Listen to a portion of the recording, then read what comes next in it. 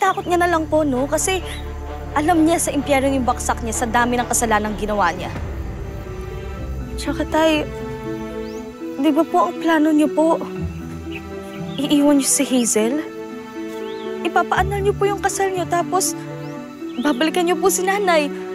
Magiging isang buong pamilya na po tayo ulit. Ano na po nangyari sa plano mo yun, tay? Anak, pasensya na kung hindi ko muna magagawa yung pangako ko kasi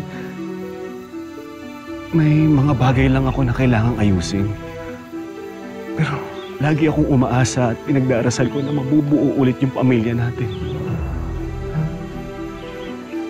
Miss na miss ko na kayong mga anak. Mahal na mahal ko kayo. Kasabay ng aking aluhan